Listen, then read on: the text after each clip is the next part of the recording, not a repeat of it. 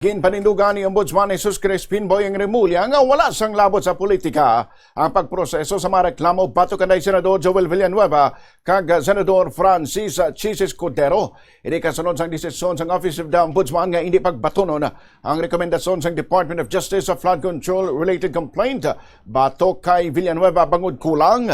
Samtang sunod kay Remulla, yara naman sa preliminary investigation ang flood control related complaint batok kay Escudero. Si Escudero isa sa mga ginatudlo sang state witness kaganay DPWH Undersecretary Roberto Bernardo nga lakip sa ginapahayag irregularidad sa mga flood control projects.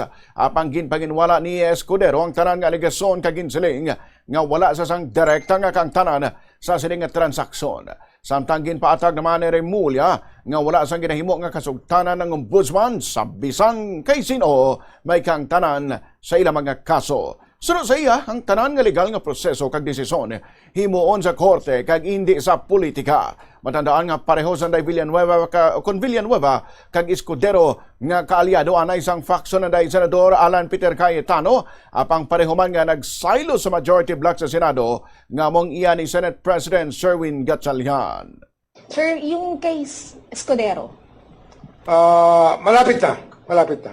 Isa yan sa inaayos namin. Nakasabay na ibang kaso ng plunder na aming pa-file within the next few days, within the next few weeks.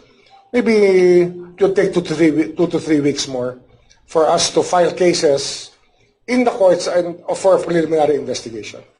Naka-PI na yun, di ba? Sir, pasagutin na natin ikaw. Kasi yung mga nagsasabi, una muna, binabawasan nyo yung mga minority senators sa Senate para pagdating ng, Hindi. Wala yan. We didn't even ask this to happen.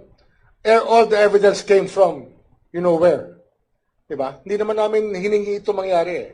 Pero nangyari ito, dahil motu proprio, apparently the crime was committed in open knowledge of everybody. All of you are witness to the actuations of the guy, of what he has said in